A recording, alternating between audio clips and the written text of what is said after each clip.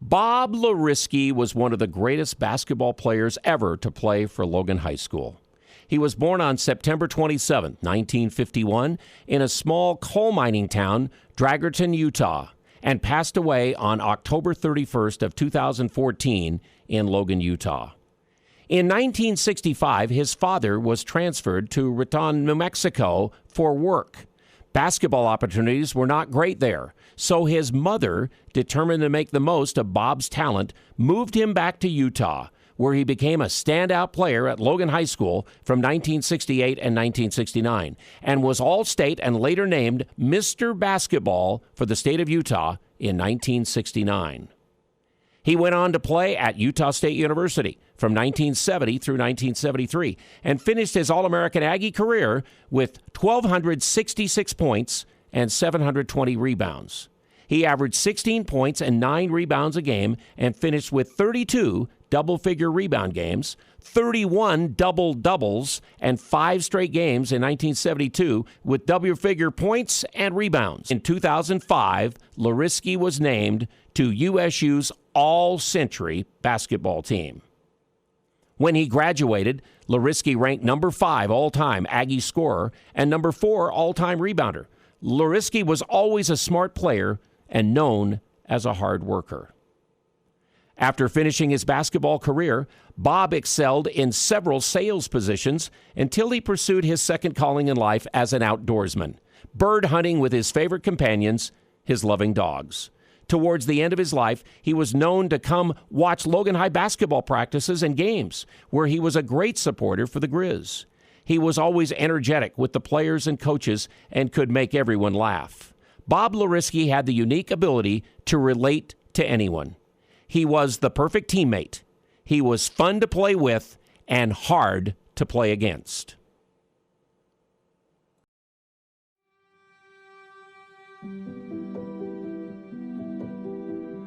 Well, I was fortunate to be the basketball coach and the teacher here at Logan High from 1963 to 73 for a decade, and it was a pleasure to come back and coach. And I had been there for a few years. My wife's family lived down in Carbon County, and her little brother, who is Robert Lauriski, he's a half-brother, the same mama, different dads, grew up down in Carbon County and turned into a pretty good little basketball player in the 8th and 9th grade. He played at East Carbon High School as a 9th grader, and as a 10th grader, his dad got transferred to Raton, New Mexico. He was a coal miner. And so they tried to take him down there. He had a tough experience athletically. It wasn't really good and moving around. Finally, my mother-in-law with my wife decided that maybe as long as he wanted to play ball, he could come and play for me. And so he moved to Logan in his junior year, 1966, and had to sit out. They had eligibility rules. He couldn't play football or basketball the first half of the year. January 1. He was eligible to play. What kind of a kid? To be able to come in to school and make the friends that he made. He was very likable. He was the most friendly, low-key, just a nice, easygoing is a term that fits Robert. Friends with everybody, and he made friends with these athletes. He competed, he sat some of them down, and they still liked him. And that's a hard thing to do. Coachable, fantastically coachable. Of course, I've been coaching him since he was knee-high to a grasshopper. I worked him out a little as a young boy when we'd go visit the family, and I could see his potential. He also danced, as you know, my wife and mother-in-law in the dancing business, but he danced until he was 10 or 12, and I still believe to this day that was a great asset to his footwork and his leaping ability. Wasn't a great leaper, but he was better. Very agile, quick, and smooth type of a player. But he was a dream to coach. He gave you 110% all the time, never said enough. In fact, if he had a weakness, he didn't say enough sometimes. And sometimes I don't think he got mean enough. But he always did what he had to do. He was a 3-year starter at Utah State, an All-American, consensus All-American, and had some fine records. Drafted in about the second round, I think, with the Golden State Warriors. I went with him to the camp, the Golden State Warriors, and he was the last one cut at Golden State.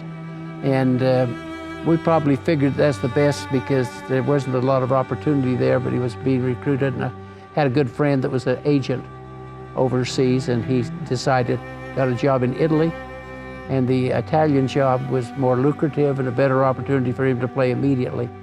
So he didn't take the Golden State opportunity to wait any longer. He signed in Italy and spent 14 years overseas in Italy and a little bit in Switzerland. He was an outdoorsman, hunting, fishing, and he's got friends all around the valley and around the country that love to hunt and fish with him. He would do anything for anybody at any time, fun to be around. He got very closely acquainted with Con Smith, who coached and played and was good here, and his relationship with Bobby Knight at Indiana.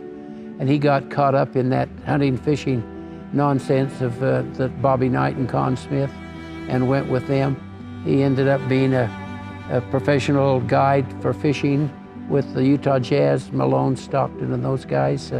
All knew him, and everybody that touched his life always remembered Robert as one of the nicest, friendliest, easy guy to be around. If you had a minute to get acquainted with him, you would remember Robert.